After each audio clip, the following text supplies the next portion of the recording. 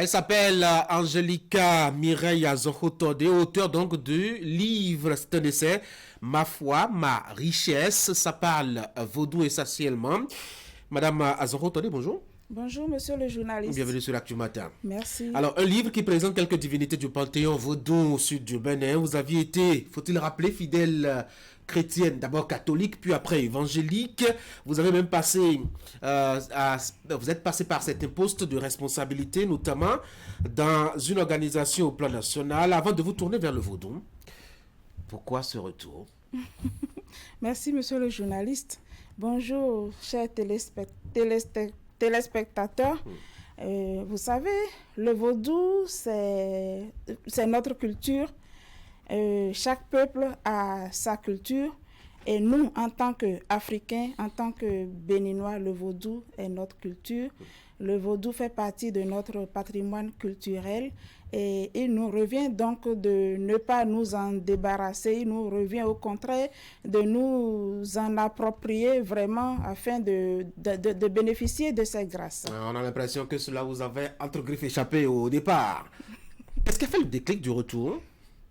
Oui, bon, cela ne m'a pas échappé parce que vous savez, lorsqu'on est enfant, on n'a pas la pleine liberté de choisir la religion de son choix. Donc les parents nous imposent les religions étrangères, donc c'était le cas et c'est ce qui m'avait amené à aller en temps vers les religions étrangères avant de revenir à la source. Et maintenant, vous êtes venu à la source. Vous allez y rester, hein? On va Bien espérer. sûr, je vais y rester, c'est pour toujours. C'est pour toujours. Oui. Alors, dans votre livre, vous présentez les dieux du monde vaudou. Vous n'en dites que du bien. Pourtant, certains pensent, en tout cas, qu'il y a des revers aussi à être fidèle de ces divinités-là qui peuvent parfois se montrer très dangereuses dans certaines conditions. C'est risqué ça, non? Vous savez, en toute chose, même au niveau des religions étrangères, il y a les règles à respecter. Il y a les 10 commandements, par exemple, au niveau de la religion chrétienne. Les fidèles se doivent de respecter ces commandements. Et c'est pareil au niveau de la religion traditionnelle, au niveau précisément du vaudou. C'est pareil, il y a des règles au niveau de chaque divinité que les adeptes se doivent de respecter. Mais ailleurs, on dit Dieu est amour et Dieu est pardon, il est miséricordieux. Et quand vous faites même 1000 péchés, vous pouvez aller prier et il vous pardonne. Mais chez les vaudous, ce n'est pas si évident que ça. Ce n'est pas si évident que ça. Donc, ça veut dire quelque part, c'est quand même évident, puisque lorsque vous transgressez les règles, il y a quand même des rituels qui peuvent se faire pour corriger cela, pour vous ramener, pour vous purifier, vous ramener encore vers le vaudou. Comment le livre a-t-il été accueilli? Je dirais que le livre a été accueilli avec beaucoup d'enthousiasme. Je n'ai que des retours positifs, beaucoup d'encouragement surtout. Et comment votre entourage vous voit maintenant, surtout ceux et celles qui étaient habitués à vous voir plutôt à chanter les cantiques et à proclamer Jésus? Vous savez, la vie, c'est un choix. Et chacun est libre de faire son choix, de choisir la religion qui lui convient, de changer de bord. Donc, c'est mon choix et je l'assume. Sans complexe? Sans aucun complexe. De quel Dieu êtes-vous la fidèle? Vous savez, Dieu est universel. Il existe un Dieu pour tout le monde.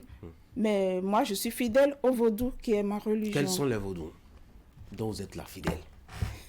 Plutôt les divinités. Les divinités, si vous voulez. Je suis fidèle des divinités Mami, Roro, c'est-à-dire les jumeaux, et Hebioso ou Hevioso.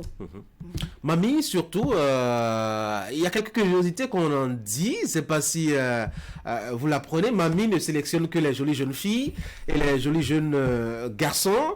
Et là-bas, il faut être de teint clair, et il faut être beau, attrayant, et on sent très bon. Sinon, on n'est jamais fidèle de la divinité Mami. La preuve, vous êtes bien là à l'écran et ça se perçoit.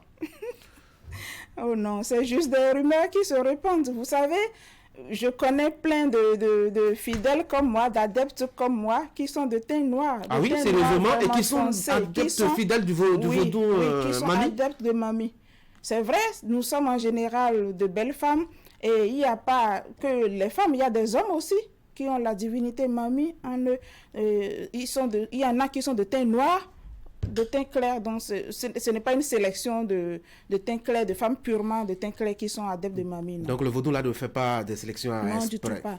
Le vaudou est tolérant et accueille tout le monde. C'est ça. Il accepte On tout dit le monde. aussi que quand on est adepte, sinon fidèle de Mami, Oui. on est aussi riche parce que c'est la déesse de la richesse. Je vous imagine très riche. Vous savez, la richesse n'est pas seulement matérielle. La richesse, c'est la santé, la paix du cœur, la tranquillité d'esprit. Donc, lorsqu'on parle de Mami, directement, on pense à la richesse matérielle. Non, pas forcément. C'est vrai qu'il y a la richesse matérielle, mais il y a aussi la tranquillité d'esprit, la paix du cœur, à condition que les interdits soient respectés. On dit aussi que, j'apprends beaucoup de choses, moi je vous les soumets, on dit aussi que quand on est fidèle de la divinité Mami, il y a beaucoup d'interdits et il y a aussi des visites nocturnes d'esprit qu'on ne comprend pas. C'est vrai. Vous savez, en toute chose, il y a des règles à respecter. Quelle que soit la religion, il y a des règles à respecter. Et du côté du vaudou, chaque divinité a ses interdits. Et lorsque vous êtes adepte, vous êtes obligé de respecter. Parce que c'est un choix que vous avez fait. Donc vous êtes obligé de respecter ces interdits pour être en harmonie avec la divinité qui vous incarne. Lorsque vous dites qu'il y a des esprits qui La nous nuit visitent, qui rôde, quand on est par exemple en couple, il n'y a que des jours, on ne dort pas avec son conjoint dans le même lit, etc. On entend beaucoup de choses à ce sujet. Vous savez, les esprits sont partout. La nuit, c'est pour les esprits. Donc c'est normal qu'ils rôdent. Quels sont vos projets littéraires maintenant? Oui, mes projets littéraires, j'en ai tellement. Ah oui? Oui, j'en ai tellement. Et d'ailleurs, ce n'était pas ma foi, ma richesse que je devrais publier en première position. Ok, c'était quoi le... Mais je ne vous le dirai pas, ce sera tiens. une surprise parce que vous savez, en toute chose, avant d'entreprendre quoi que ce soit, il faut toujours consulter. Donc, lorsque j'ai consulté, le FA m'a imposé de sortir d'abord ma foi, ma richesse, et après, les autres suivront et vous aurez l'occasion de les découvrir. Beaucoup de projets, hein? Beaucoup, oui. On a l'impression dans ce livre que vous êtes intéressé seulement au vaudou au sud du Bénin, alors qu'il y en a au nord, vous le savez.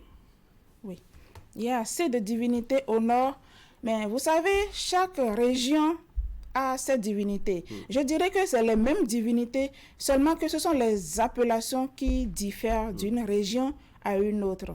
Donc, c'est les mêmes divinités. Lorsque on prend les divinités qui sont au sud du Bénin, c'est les mêmes qu'on retrouve au centre du Bénin, au nord du Bénin. C'est juste les appellations qui diffèrent. Est-ce qu'on aura un travail là-dessus? Bien sûr, ça viendra. Ça se projette. Oui. Une dernière curiosité. Vous êtes fidèle de plusieurs divinités à la fois. Oui. Quand on sait que c'est contraignant pour une seule divinité, vous en avez plusieurs, vous. Est-ce que vous arrivez à vous en sortir en tant que femme? Bien sûr, je m'en sors très facilement, je dirais, parce que tout est question d'organisation.